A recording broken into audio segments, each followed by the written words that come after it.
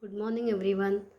See, today we have to start topic 2, not for profit concern, question number 5, and this is unsolved question.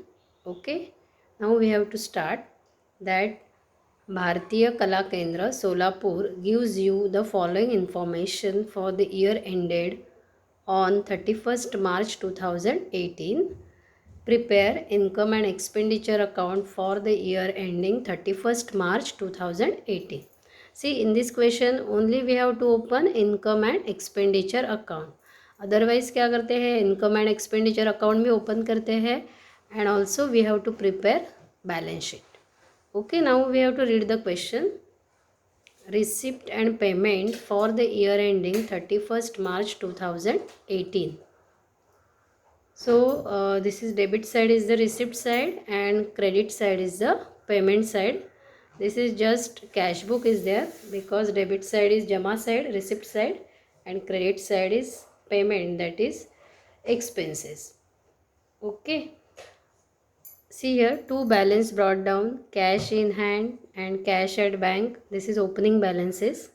Then to lockers rent, to entrance fees, to sale of old newspaper, to receipt from drama, to legacies, to interest on government securities, and to miscellaneous receipts. This is all receipt side, that is income side, and credit side is all payment side.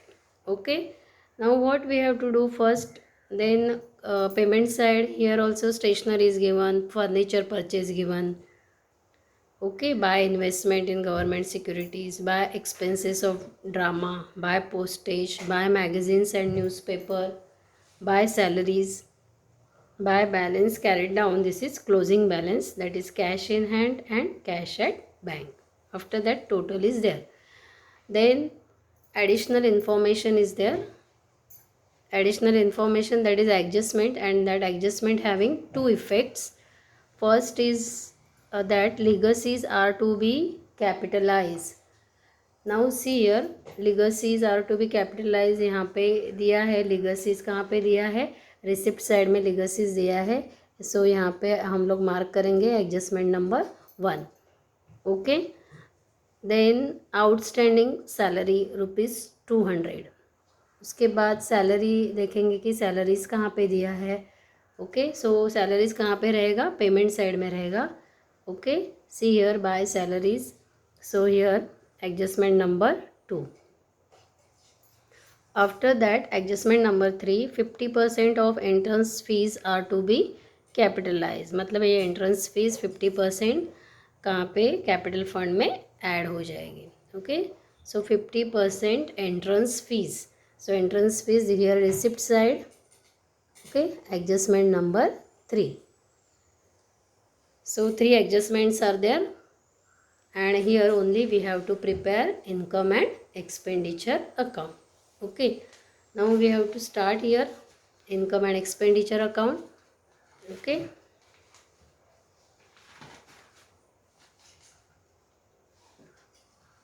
see here in the books of Bharatiya Kala Kendra Solapur, income and expenditure account for the year ended 31st March 2018. See, income and expenditure account, this is just like profit and loss account, जो कि profit and loss account हम लोग topic first में already पढ़ चुके हैं. Trading account, profit and loss account and balance sheet. Here nominal account rule follow is there, that is debit all expenses and losses, expenditure that is payments, and credit all income and gains. मतलब credit side is the income side. Okay, so हम लोग question के पहले receipt side देखेंगे. Okay, we have to see the first receipt side. यहाँ पे receipt means income side. सो यहाँ पे 2 जो है, 2 का आंसर में बाय हो जाएगा क्योंकि इनकम साइड कहाँ पे है, क्रेडिट साइड में है, because credit all income and gains. Okay, so पहले यहाँ पे बैलेंसेस है दिए हैं, तो बैलेंसेस रिकॉर्ड नहीं हो जाएंगे क्योंकि वो क्लोजिंग बैलेंस हम लोग बैलेंस शीट में रिकॉर्ड कर सकते हैं. उसके बाद यहाँ पे देखो directly we have to see the lockers rent, to locker rent. Okay, तो रेंट कितना दिया है 400। सो यहाँ पे पेमेंट साइड में, आंसर में पेमेंट साइड में by lockers rent rupees here rupees 400। Okay,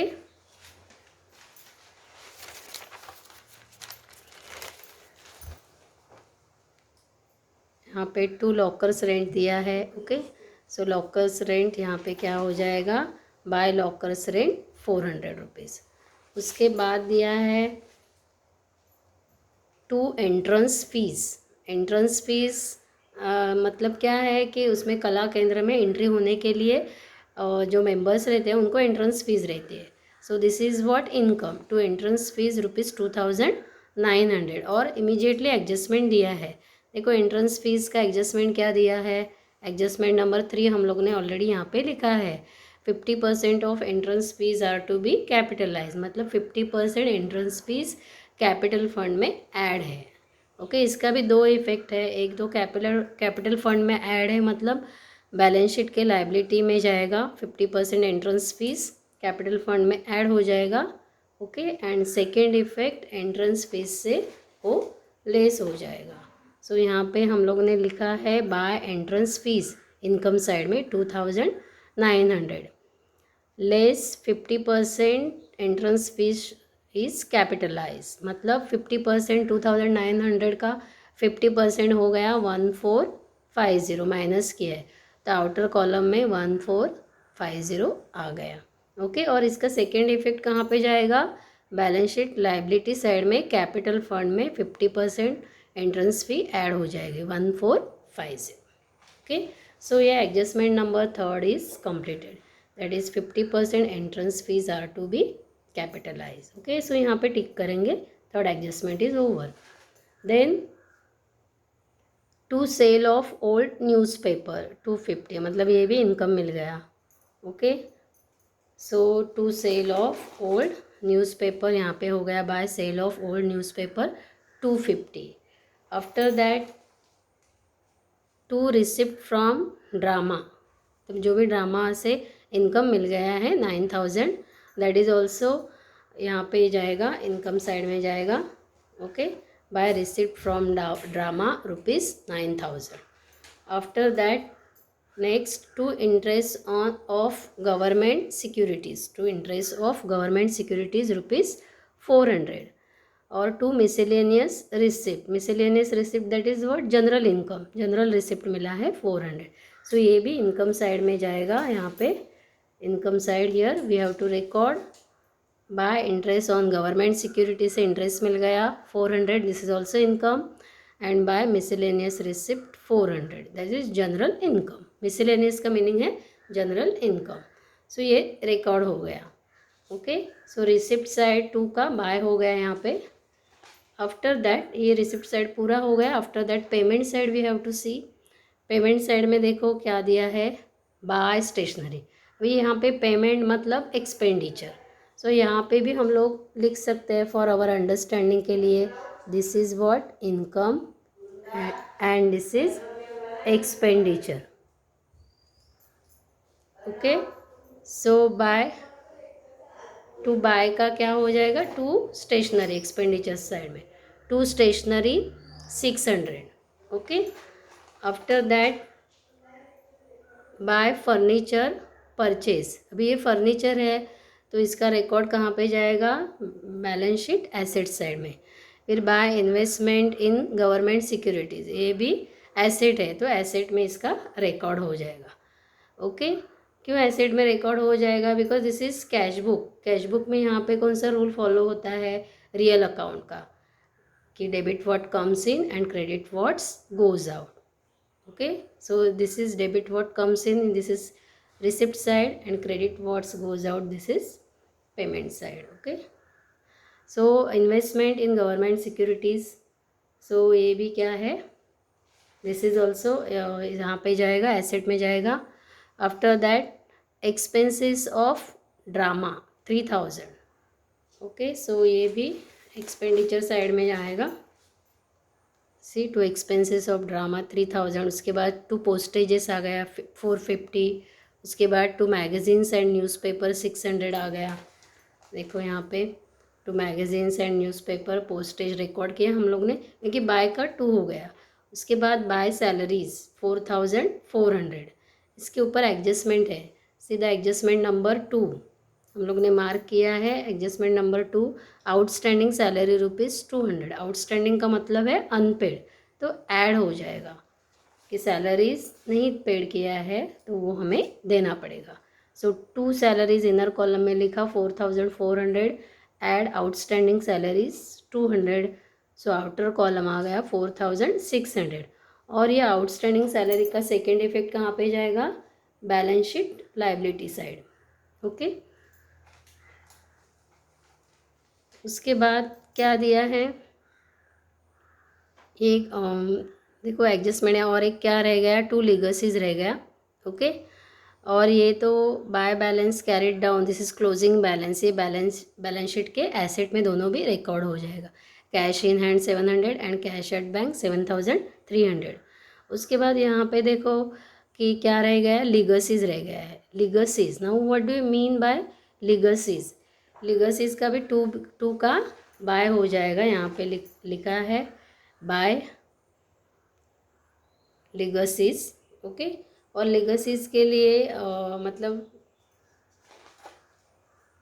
लीगसीज are to be capitalise. लीगसीज मतलब ये, इसका इफेक्ट कहाँ पे जाएगा? इनकम एंड एक्सपेंडिचर में इसका इफेक्ट नहीं आएगा।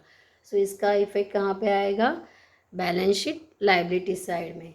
ओके, तो क्या है उसका पूरा लीगसीज का अमाउंट लाइबिलिटी साइड में गया है। Now what do you mean by legacies? Legacies मतलब a gift of personal property by will, मतलब जो भी विल इच्छानुसार, जो जैसे कि मृत्यु पत्र बताते हैं, सो मृत्यु पत्र मतलब किस अकॉर्डिंग टू वो गिफ्ट दिया जाता है, वसीयतनामा भी बोलते हैं। सो इसका रिकॉर्ड कहाँ पे होगा? बैलेंस शीट लाइबिलिटी साइड में होगा। मतलब कि आफ्टर डेथ अराइजेस, तो उनकी इच्छानुसार वो अमाउंट उनके मतलब जो भी लीगल हायर है उनको जाती है। That is called as a legacy, a gift of personal property given by according to their will. Okay, so 12,000 is the legacy that is recorded in balance sheet liability side. Legacies are to be capitalized, मतलब पूरा legacies का amount जाएगा। Okay, so all here terms we have to record. Now do the total. Total करेंगे हम लोग, कौन सा side ज़्यादा है वो देखेंगे। नेचुरली मतलब यहाँ तक कौन सा साइड ज़्यादा है? क्रेडिट साइड इज़ मोर, और क्रेडिट टोटल आता है, क्रेडिट टोटल आता है 11,900 minus this debit total 600 plus 3,000 plus 450 plus 600 plus 4,600, तो डेबिट टोटल आता है 9250। So remaining amount is here 2650। This is called as a surplus. मतलब credit balances of income and expenditure account is known as surplus. Okay, so surplus को भी क्या बोलेंगे? Excess of income over expenditure. Excess of income मतलब income is more than the expenses. Income is more, that is what? Here income कितना है? 11,900, और expenditure कितना है? 9,250। Means excess of income over expenditure is known as surplus। Okay, क्योंकि income कितना है? 11,900, ये credit total minus debit total यहाँ तक आ रहा है 9250। So remaining amount is called as a surplus. So here we have to write to surplus, क्योंकि डिफरेंस 2650 कौन से साइड में आ गया? डेबिट साइड में। Excess of income over expenditure is known as surplus. ये ऑब्जेक्टिव टाइप क्वेश्चन में भी आता है, what do you mean by surplus? So excess of income over expenditure, क्योंकि credit side of income and expenditure is 11,900 minus debit side यहाँ तक 9250। So this is called as a surplus, क्योंकि credit balance more है debit balance से। Income is more than expenditure is called surplus. और another meaning है excess of income over expenditure is called as surplus. Okay, so you have to solve this question in your notebook. This is simple question, So you have to solve this question.